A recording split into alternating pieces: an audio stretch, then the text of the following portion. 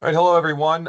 It is now noon, so we're going to go ahead and get started with the session. This is the information session on the online Master of Science in Biostatistics at the University of Louisville. By way of introduction, I'm Dr. Doug Lorenz. I am a professor in the Department of Bioinformatics and Biostatistics at U of L, and I direct our online programs. So the way we're going to go through today's information sessions, I'm going to go through this slide deck in one shot. As we move along, feel free to use the chat feature in Teams to submit any questions. And once I am finished going through the slide deck, I will address all of the questions that have been submitted. Historically, this presentation has taken about 30 to 45 minutes, and then the rest of the time is available for any questions that you might have. Here's the outline for what I'm going to cover in this slide deck. We'll first talk about why it's good to study biostatistics and why you should pursue a master's degree in biostatistics. A little bit about our MS program, introduce some of the faculty and staff involved in our online MS, talk about admissions and prerequisites, cover the curriculum, talk a little tuition and financial aid, starts and deadlines for the upcoming academic year, and then we'll wrap things up. So just to get started, why biostatistics? Why should you study biostatistics? The thing that we like to advertise most about biostatistics is that the career opportunities are varied, available, and often quite lucrative. So let's parse that out piece by piece. When we say that the career opportunities in biostatistics are varied, when you get a master's degree in biostatistics, be it from U of L or anywhere else, you're not simply restricted to the job title biostatistician. Biostatisticians or people with biostatistics degrees can fill jobs that are titled statistician, data scientist, data analyst, basically any position or job title that implies some sort of capability working with data. And biostatisticians find work in a lot of fields. Perhaps most commonly, they find work in drug and device development, typically known as the pharmaceutical industry. The insurance industry, also a major employer of biostatisticians. There are also contract research organizations, or CROs. They work in technology, marketing, and a variety of fields. We have even placed some of our graduates in finance. There are jobs available with government organizations, a lot of the alphabet organizations like the Food and Drug Administration, National Institutes of Health, CDC, Health and Human Services, Census Bureau, state and local departments of public health. There are lots of opportunities for people familiar with data in government. And in academia, biostatisticians can often fill roles with statistical consulting groups and on research support teams at colleges and universities around the world. Jobs in biostatistics are also what we like to say available. According to the Bureau of Labor Statistics, in their last survey in 2020, there are over 35,000 jobs available in the United States alone, and the field is still expected to grow by 30% over the next decade, which the Bureau of Labor Statistics classifies as much faster than average. And lastly, lucrative, the median salary, as published also by the BLS in 2023 for biostatisticians, was over $100,000. And then there is obviously opportunities for advancement, and that's just a median. The distribution of salaries extends well beyond that. So there are plenty of opportunities to make a decent living. Also, careers in statistics, biostatistics, data science, what have you, are widely recognized as top jobs out of all possible careers. They are well regarded for their salary, benefits, opportunities for job growth, satisfaction of employees, and the quality of the work environment. Here's just a couple of rankings here. Data scientist was recognized as the #8 best job of 2024 by U.S. News and World Report. Statistician, #12 best job by the same report in 2024. And in 2022, Glassdoor rated data scientist as the #3 best job in America. I realize that those surveys are a little bit behind the times, but those rankings indicate that biostatisticians have great opportunities at great careers. So now the question is, why should you pursue a graduate credential, specifically the Master of Science in Biostatistics? Well, jobs that require just bachelor's level training are available, but the typical entry-level education that is required for a job in statistics or biostatistics is a master's degree. And again, that comes directly from the Bureau of Labor Statistics. And it turns out that non-scientific master's degree, like, for example, a Master of Public Health with a biostatistics concentration, is often an insufficient credential to secure that entry-level job. So having that MS credential can be really critical in the employment search once you're out in the job field. Also, compensation for MS degree holders is typically far better than those with bachelor's degrees in statistics or biostatistics. According to the American Statistical Association, the last time that they ran their salary survey, the median salary for a master's graduate was $37,000 higher than the median salary for bachelor's graduates. And another interesting fact, in that last survey by the American Statistical Association, they found it increasingly difficult to collect salary data for bachelor's degree holders because that master's degree has become increasingly required as an entry-level credential. Specifically, almost just a little over 1% of all survey respondents for that ASA salary survey had bachelor's degree, and that number again reflects the fact that increasingly so, that master's credential is a really, really important thing to have to make yourself employable in the marketplace. So a little bit about our online master's degree in biostatistics. We first offered this degree fully online starting in the fall of 2018. We have run the face-to-face program since 2001, but in 2018 was the first time we went fully online. It is one of the few online master's degree in the United States that is specifically devoted to biostatistics. There are a lot more commonly, there are related degrees that are available, like an MPH in biostats, masters in applied statistics, masters in statistics, data science and data analytics degrees, but there are very few programs specifically dedicated to biostatistics.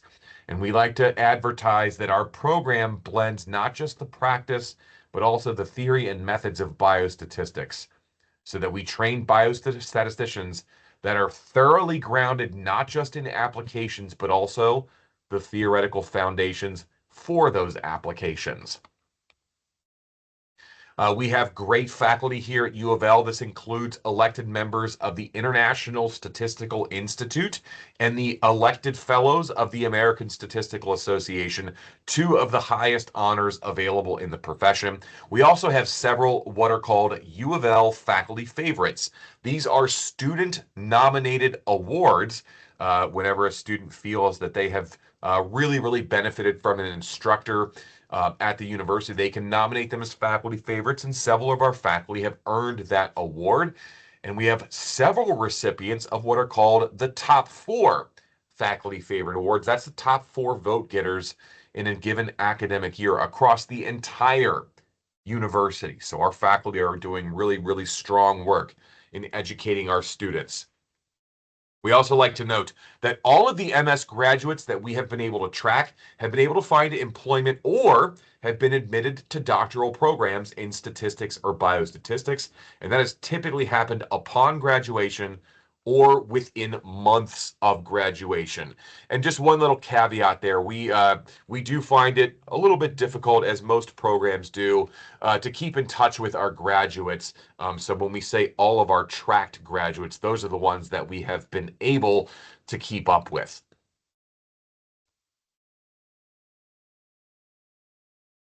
Here are some of the faculty in that will be serve as instructors for the program, the online MS in biostatistics. Of course, myself, Dr. Doug Lorenz, I am the director of the online programs. You will be working most closely with me if you choose to study with us. I am the de facto advisor for all admitted MS students. I also teach our survival analysis class, which is one of the required courses for the program, which you'll see when we cover the curriculum. Dr. KB Kulasekara is a professor in our department chair. He participates in instruction in 3 of our MS courses: probability, math stats, and multivariate statistics. Rebecca Musselwhite, or Dr. Rebecca Musselwhite, is a former professor here at U of L. She has since moved on to employment with another organization. However, she developed the lectures for one of our core sequences, Biostatistical Methods 1 and 2. So you will encounter her in those courses. Dr. Jeremy Gaskins is involved as an instructor for the probability and mathematical statistics sequence. You will definitely encounter him in those classes. Dr. Baki Gunaratnam teaches several of our classes: Introduction to Statistical Programming, Clinical Trials 1 and 2, and Statistical Methods for Health Sciences. And Dr. Chi Zhang is an instructor also for Biostatistical Methods 1 and 2 and in Categorical Data Analysis, all required courses for the degree. Not pictured is Lisa Bell, our program coordinator. She will be an invaluable asset to you, communicating any program announcements as you matriculate through the program. A brief snapshot of the MS: the formal name, the Online Master of Science in Biostatistics. The academic unit that this degree is offered through is the School of Public Health and Information Science. The application deadlines for full fall semester admission, our deadline is June 30th. I want to put an asterisk on that because we are trying to extend that deadline through July. But formally right now, as I speak to you, that deadline is June 30th. But again, we're working on modifying it. If you are seeking provisional admission for a summer semester, and I will very, very thoroughly define what provisional admission is in a later slide. If you're seeking that admission, the deadline is April 1st, and that one is a rigid deadline. The program is 33 credit hours here at the university. The duration of the program, it can be completed in a minimum of 3 semesters. That's what we call full-time study. And the maximum that you can take to complete the program is 6 years through what we call part-time study. So there's a lot of flexibility in how you progress through that program. Tuition rates at U of L: $830 per credit hour for online courses, $250 per credit hour for active duty military. Admission and prerequisites. If you are going to apply to the MS program, this is the website that you need to go to. It's probably far easier just to do a web search for U of L graduate application, and you can go straight to the first link there. What you will need to assemble in order to apply with us: first, English language transcripts from all the post-secondary institutions that you've attended.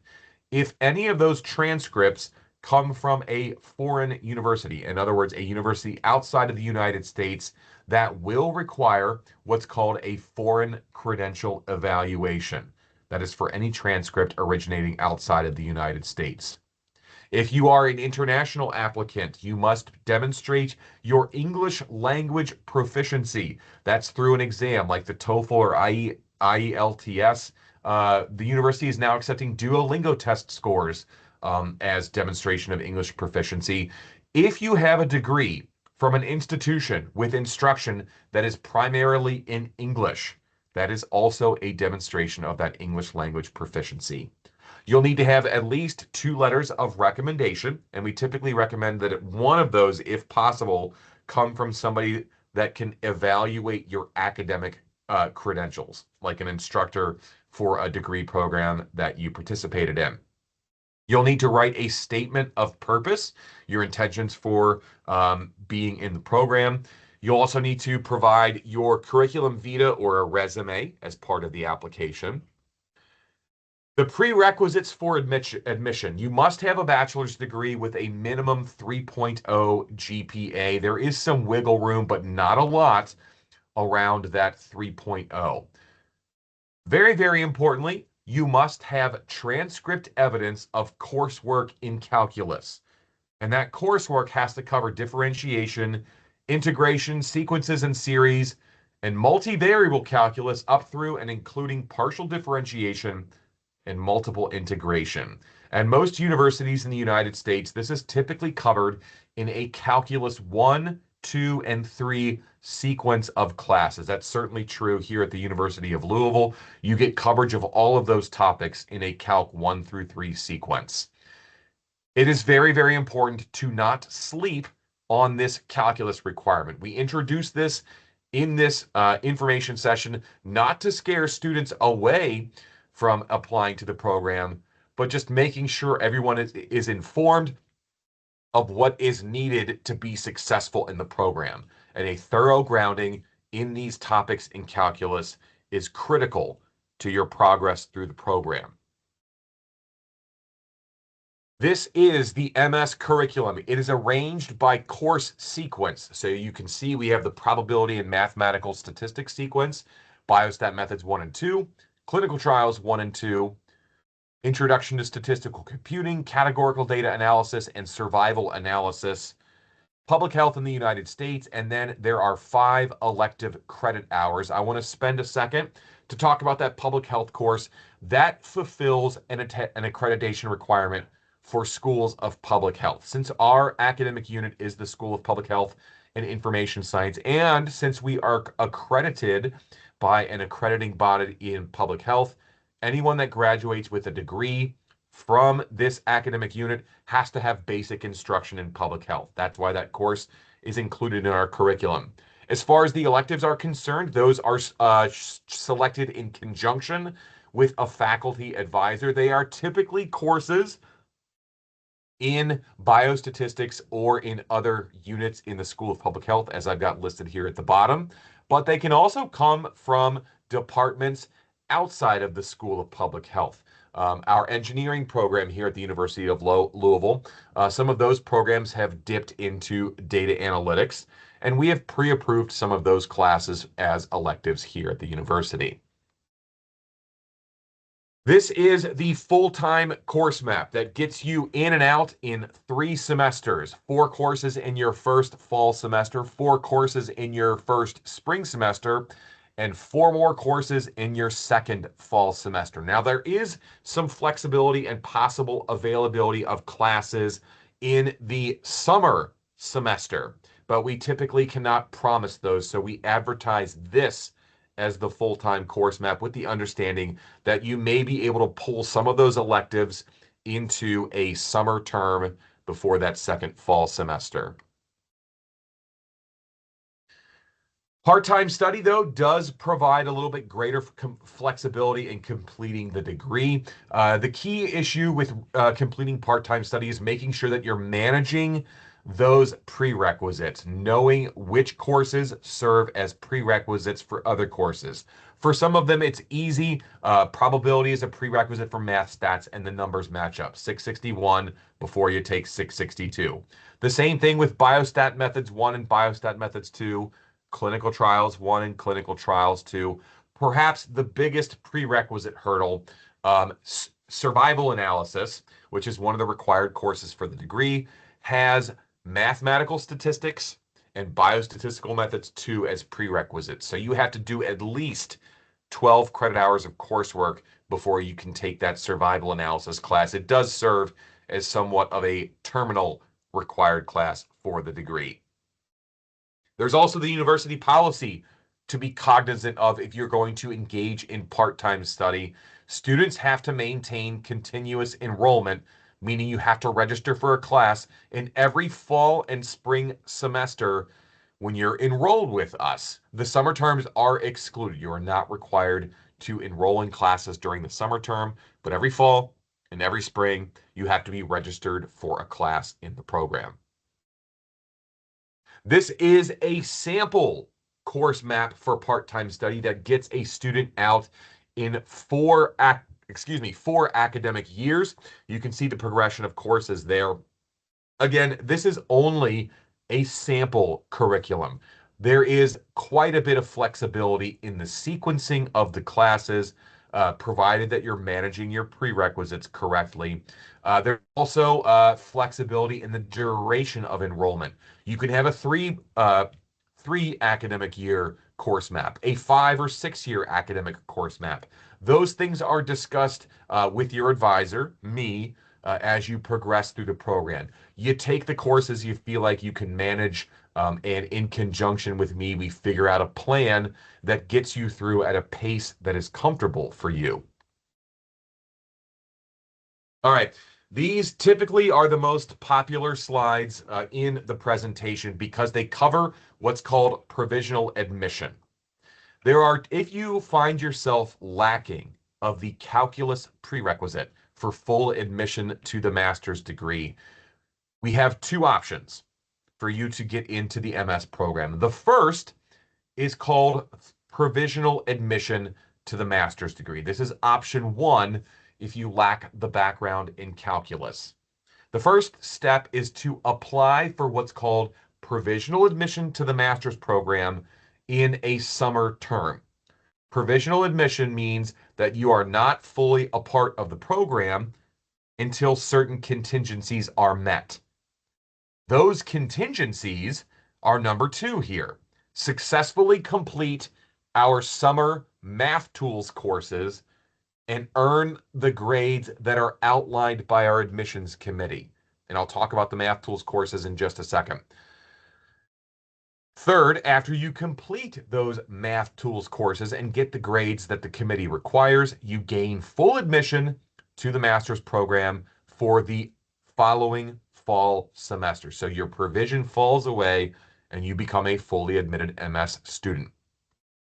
The pros of this pathway: it offers a one semester criterion for you to get full MS admission while lacking the calculus. Those math tools classes, as I'll discuss on the next slide, provide that pathway, that calculus background that'll help you be successful in the MS. The downside of option one here is that those summer math tools classes are make or break. If you fail to achieve the grades that are required by our admissions committee, you are not admitted to the fall, or fully admitted in the fall semester, and you're effectively withdrawn from the program. So what are these math tools classes? They are basically crash courses in calculus. They are not a full treatment of calculus 1 through 3. They are selected elements of calculus courses that are curated by our instructors. You can see the list of topics here for math tools 1, 2, 3, and 4. Again, not a full treatment of calculus 1 through 3, but elements of calculus that are necessary to be successful in the program.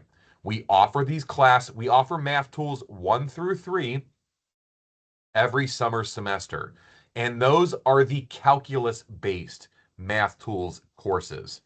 Typically, the provisional admission requirements that I detailed on the previous slide, the admissions committee dictates which math tools courses they feel like you need to take. It might just be math tools 3. It might be math tools 2 and 3. It might be math tools 1 through 3. Either way, the admissions committee dictates which classes you need to take. You register for them in the summer semester, and if you get the grades they tell you that you need, which is typically a B or better, then you are admitted to the program in the fall. If you don't get those grades, you are withdrawn. Math Tools 4 is typically not offered. Math Tools 4 covers what's called linear algebra. It is not a prerequisite for admission to the MS, but it is a prerequisite for some of our elective courses. So Math Tools 4 is more selectively offered. I will also note, these courses are quite intense in the workload. We are trying to cram as much calculus as needed into one single summer semester here at the university. Calculus 1 through 3 typically occupies 12 credit hours of course study at this university, at many universities. We are cramming elements of those 12 credit hours into 3 1 credit hour classes, Math Tools 1, 2, and 3. So the workload is quite intense. Again, I don't say this to scare anybody. I say this as an expectation. These topics listed here for these math tools courses are fundamental to calculus and fundamental to your success in studying biostatistics with us. That's why we have them there, to provide the opportunity for students without the calculus background, but also to make sure that the students are getting enough to be successful in the program. All right, option number 2. We call this the Certificate Math Tools MS Pathway. Rather than applying directly to the MS for provisional admission, you can apply to and complete our certificate in Biostatistics program, which has a 2-semester minimum. That certificate in Biostatistics has no calculus requirement, as we'll detail in a few slides. Once you complete that certificate in Biostatistics over 2 semesters, you can then successfully complete our summer math tools courses and then earn those suitable grades, whatever our admissions committee dictates. And then you can gain full admission to the MS for the fall semester, the summer after you complete those math tools classes. So it's exactly as advertised: certificate to math tools to master's degree. The benefit of this is that it provides a pathway to admission to the master's degree.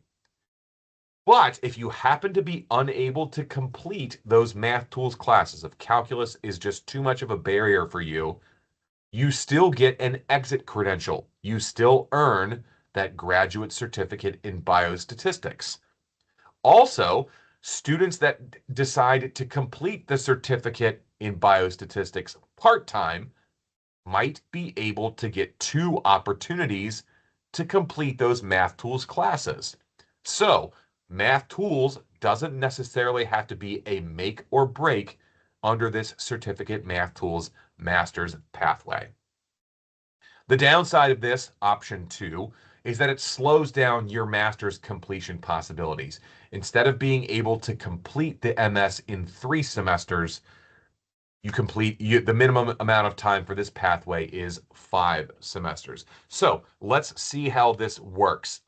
First of all, the prerequisites for the certificate. You have to have a bachelor's degree in the basic sciences, economics, psychology, or some related discipline, although I'll point out we are very flexible in what you got your bachelor's degree in. The minimum undergraduate GPA is 2.75 for admission to the certificate. There is no calculus requirement, very, very importantly. We do require that you have a sophomore level course in statistics and 2 courses in the basic sciences, although we are quite flexible about that. We know that a lot of students encounter courses with names like research methods, where basically you are learning statistics, and we try to be flexible about that for admission to the certificate. This is the certificate curriculum. It is 15 to 16 credit hours. 12 of those are required: Biostat Methods 1 and 2, Stat Computing, and Categorical Data Analysis. And then you can choose that Clinical Trials sequence or this Stat Methods for Health Sciences research class. That is the 15 to 16 credit hour option. More importantly, here is how things work for that certificate to MS. This is an example course map. If you wanted to follow this pathway, you would be admitted to the certificate and take those first 3 classes in your first fall for 8 credit hours. Then in the spring semester, you would take those next 3 classes for 8 more credit hours. After that first spring, you will have completed the certificate. In the following summer, your first summer in the program, you will be eligible to take Math Tools 1, 2, and 3 for those 3 credit hours. Those Math Tools classes fulfill the calculus prerequisite. If you are successful in those Math Tools classes, in the fall too, you can gain admission to the MS program, and all 16 credit hours that you earned as a certificate student apply towards the 33 credit hours required for graduation with the MS. So not only are you getting an opportunity to get into the MS without having the calculus background, everything you do as a certificate student can be counted towards an MS degree. You can probably tell by my enthusiasm that this is the pathway that we tend to recommend more than provisional admission to the MS. Again, because it provides that safety net. If calculus is too much of a mental block for you, you will at least have earned that certificate at the end of your first academic year of study with us. And again, you get that transfer of credits into the MS. You're already halfway there once you start your MS program. Again, reviewing some things about tuition and financial aid. Tuition, again, $830 per credit hour, $250 for active duty service members. Financial aid, currently, we do not have financial aid for master's students through the School of Public Health and Information Sciences. As such, we encourage students to explore funding opportunities offered by the university. They are easily findable at this website or a web search for funding opportunities for graduate students at U of L.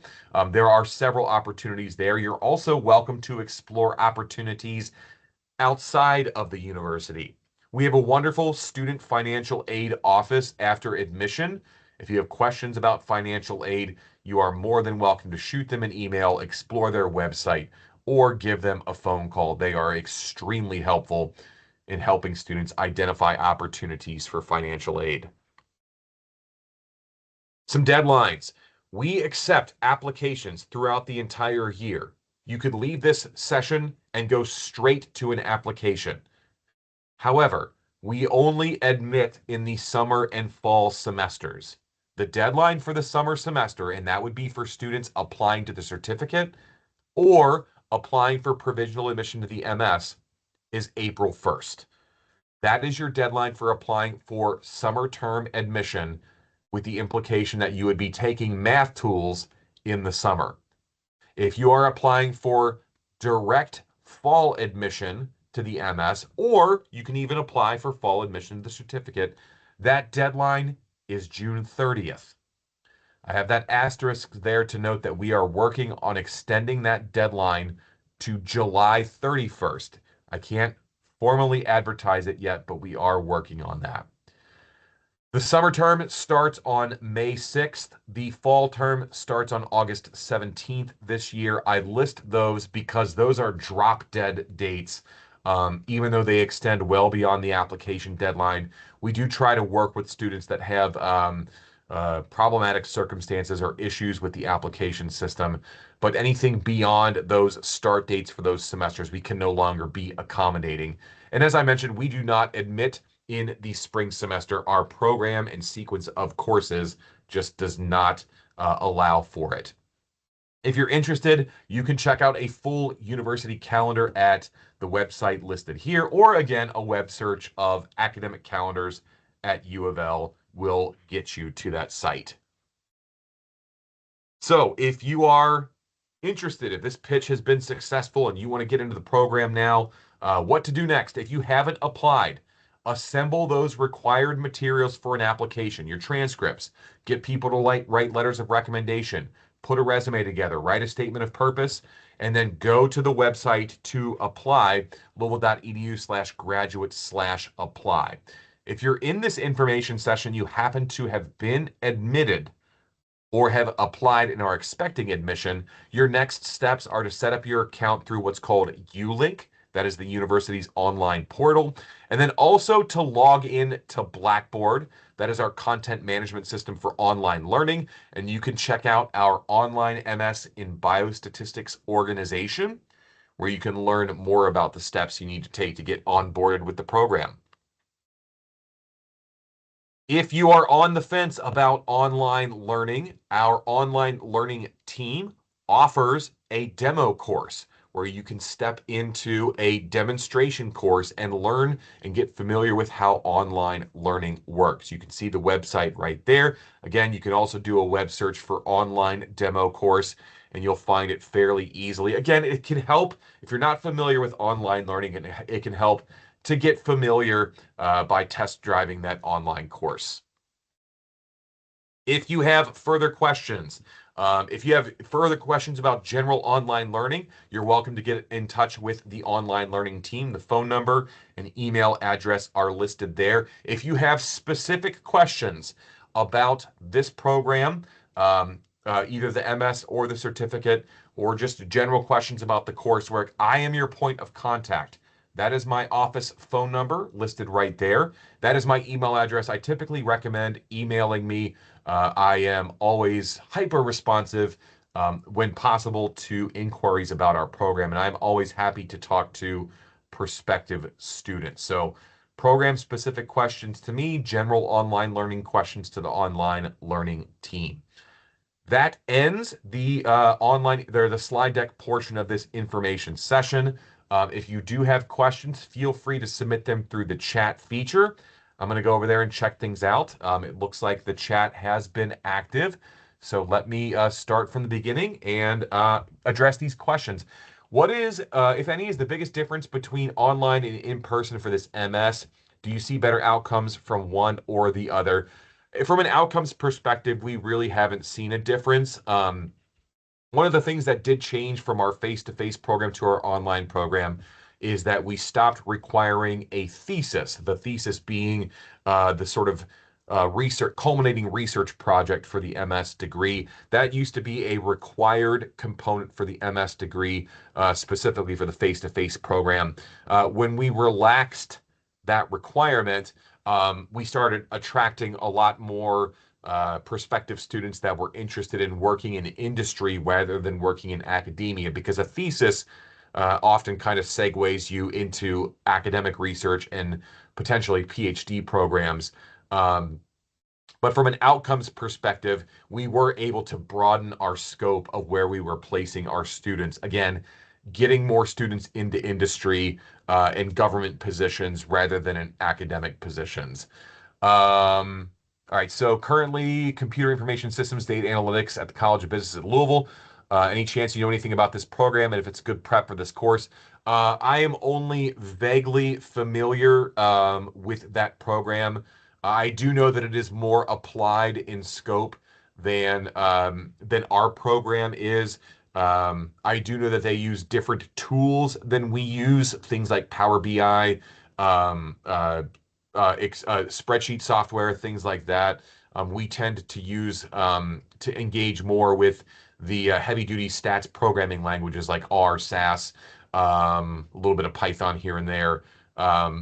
So it's not directly relevant, but really any kind of training that you receive in data science, data analytics, working with data is going to be at least reasonable prep for something like our program, specifically our certificate program. Continuing along, are there summer term study abroad or internships, co-ops the program recommends or helps students apply to? We do not have, that's a really, really good question. We do encourage internships and cooperative opportunities and practical experience opportunities.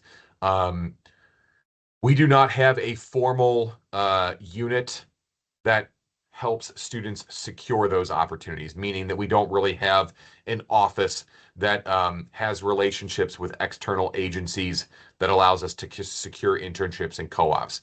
It does not have to be a part of the degree, but we warmly recommend it. And in fact, we have an elective course called the Practical Experience that provides credit hours if a student is able to independently secure an internship. And to that end, what we recommend of everyone that is a student in our program is that they join the American Statistical Association as members. Student memberships are very cheap. I think right now they are $30 annually to be a part of the ASA. But what this unlocks for its members is access to the networking resources and the job web, so it's called, that the ASA maintains. It is an amazing resource for identifying internship opportunities, networking with people in the field, and then sort of securing those opportunities to do internships. So the technical answer to the question is no, we don't have direct access to study abroad, co-op, or internship opportunities. We encourage them as part of the program, but indirectly through the ASA. International student working full-time. I need to continue my employment and study. Is this a day one CPT course? I am not sure I fully understand that question. If you can provide clarification on that, that would be great.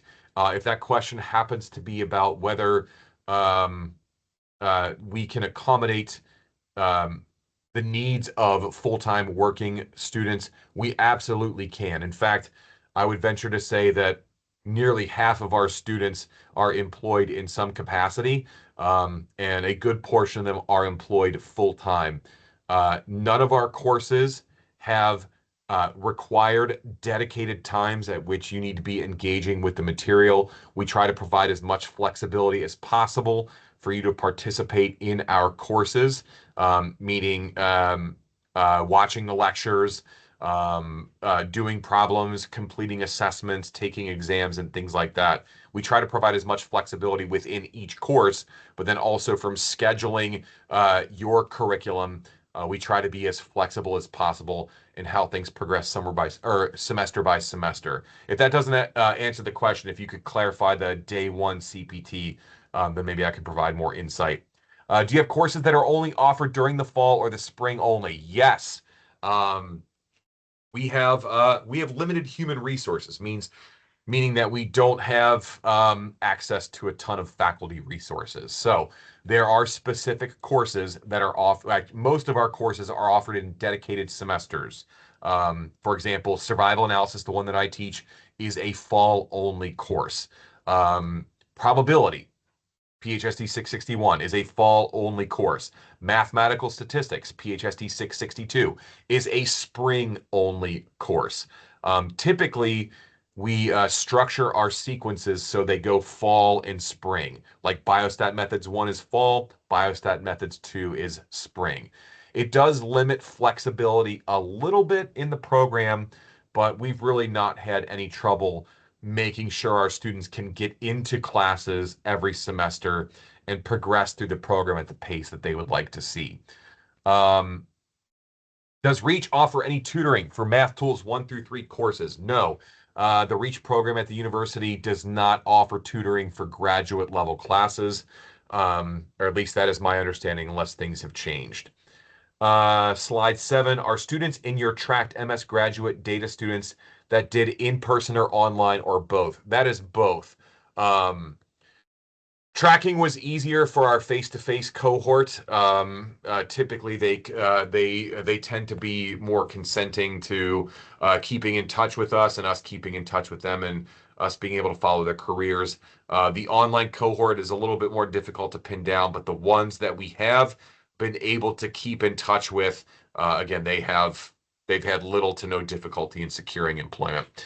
Do you know the VA approval rates for students that are doing the certificate to MS route?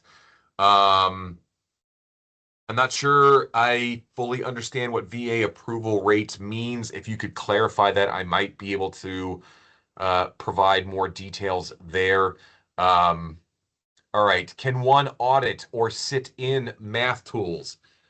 Yes, you can, but typically I mean, unless you're planning on repeating it. So auditing at the university means that you actually formally register and pay for the course. You sit in and digest the material. You don't participate formally in any of the assessments, but you do get exposure to the material. Um, it's just you basically don't get credit for the class. Auditing is typically done sort of if it's something some people do it as it's something that you want to learn but don't necessarily need a grade for it, or if you feel like it's an area that you are somewhat intimidated by, you want to get a taste of it before you actually formally register for the class. Um, for math tools, auditing would likely not be of terribly much benefit. Again, unless you think you want to get a sense of what these courses are all about before you actually take them. Do you guys or other departments of U of L have the following courses: statistical genetics, meta-analysis courses? We do have a course in statistical genetics. It is taught at the doctoral level, though. We are working, and I can't fully advertise it yet. We are working on developing courses in bioinformatics, which is somewhat peripheral to statistical genetics, but I can't promise that those will be offered in the coming academic year. We do not have a course in meta-analysis. It is a topic that is lightly touched upon in some of our electives, but we don't have a course dedicated to meta-analysis. And I'm not sure if there are other courses throughout the university that cover those topics. I'm pretty sure there are other departments that have courses in statistical genetics. I'm not sure what their rotation of offering those courses are. In education and life experiences response section of the application, is there any specific prompt you would like us to answer? No, not anything specific. If there is something unique about your educational experience or unique about your life experience that you would like us to know, feel free to expound upon that. Um, if there is something in your education or life experience that explains something that may not be explainable in your other material, that's where it's worthwhile to get into those conversations. As an example, suppose due to a life event, you had to step away from your bachelor's study and there was a gap in your transcript. So you were in school for 2 years, you had to step away for a year or a couple of years, maybe illness or some other event, but then you came back and completed the degree. Those kind of things, typically we do like to see um, in those education and life experiences section, if those kind of things happened to you. I see there is a $10 per credit hour fee. Are there any other fees? Yes, not guaranteed fees, but some courses may come with other not necessarily fees, but they may come with costs. There may be software costs incurred for some courses if you need access to the SAS software system to complete some of our classes.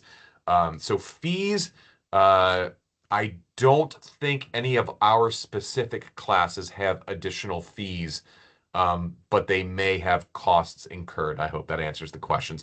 Are the math tools courses required for the certificate program? Absolutely not. They are extra to the certificate program, and that's something actually I should clarify.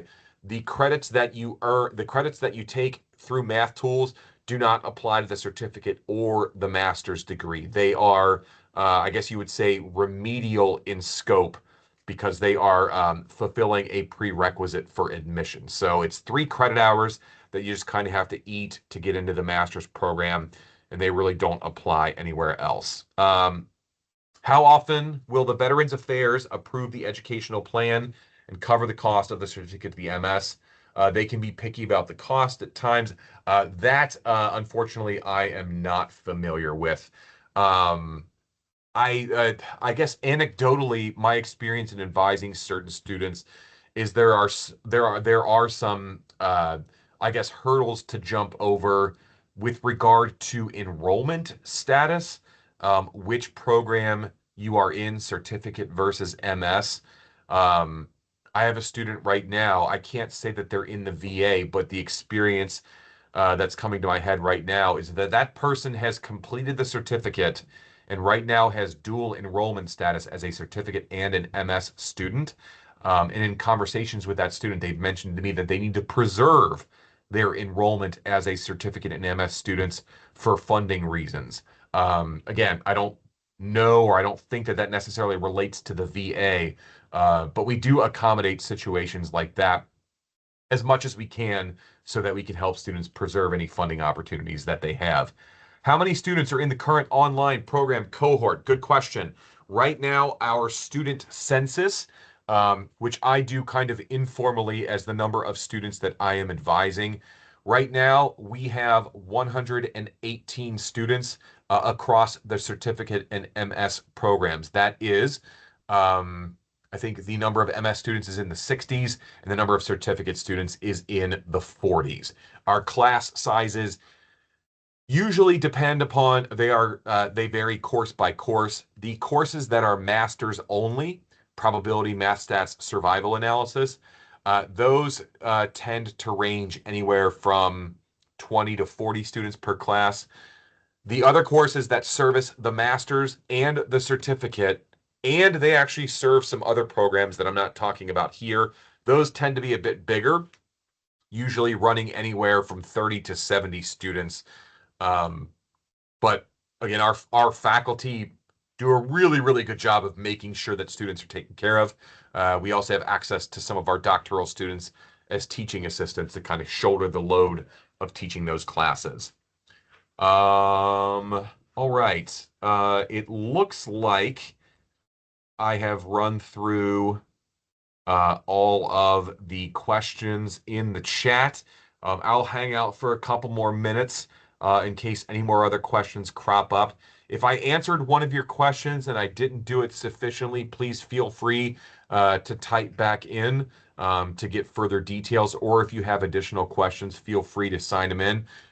Otherwise, that's pretty much it. Um, for this presentation. I greatly appreciate you joining us today. If another question comes to you after we log off from this session, please feel free to email me. Again, my name is Dr. Doug Lorenz. You can look me up at the University of Louisville to get that email address. Shoot me an email, throw me a question. Again, I'm always happy to talk to prospective students about anything about the program, to answer any questions you might have. So again, I want to hang out for a minute. That pretty much wraps things up otherwise. Thank you again for joining us, and I do hope to see applications from you soon.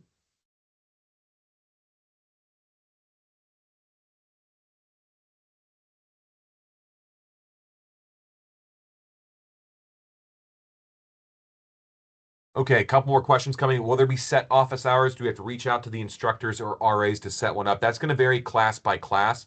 There are not set office hours. Basically, you can set up virtual office hours with your instructor. So shoot an email or type a message in the content management system saying, hey, professor, I'm struggling in this material. I'd love to sit down and bend your ear about it.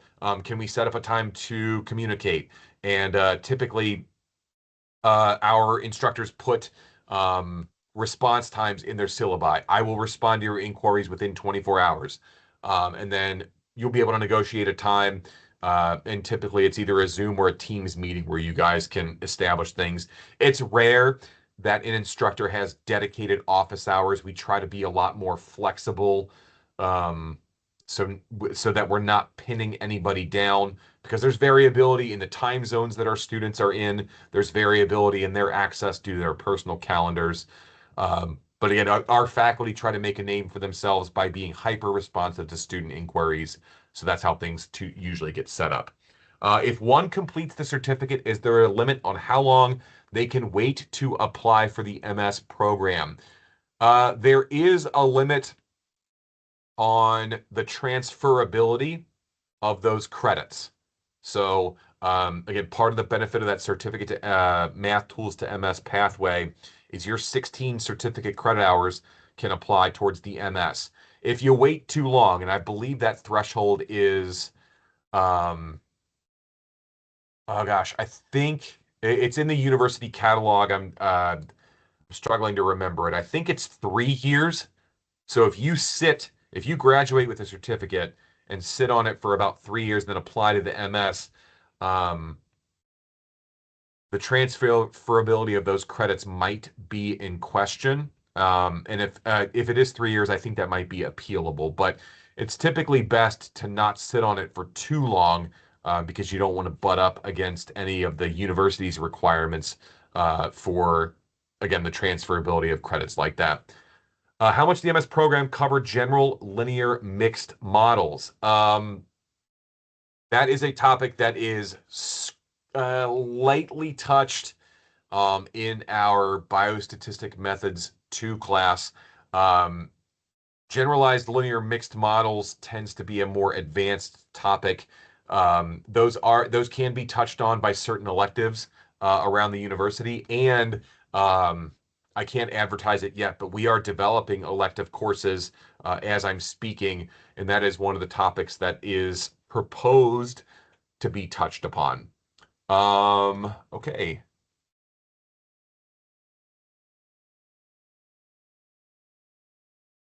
Glad to help. Again, thanks everybody for joining. I'll give it another minute or two in case anybody wants to submit another question. Thank you again for joining. Thank you for your attention. If you have any other questions, please do get in touch.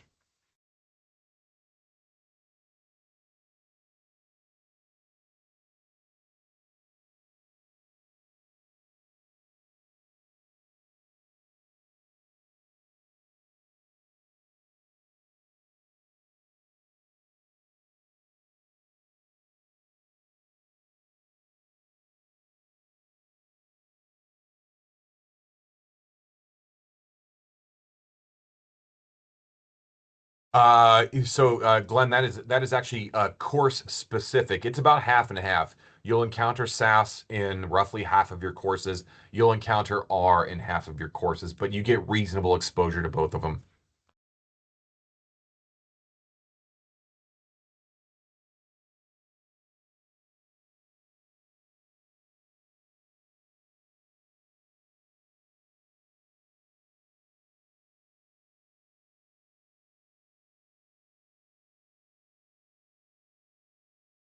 Glad to help.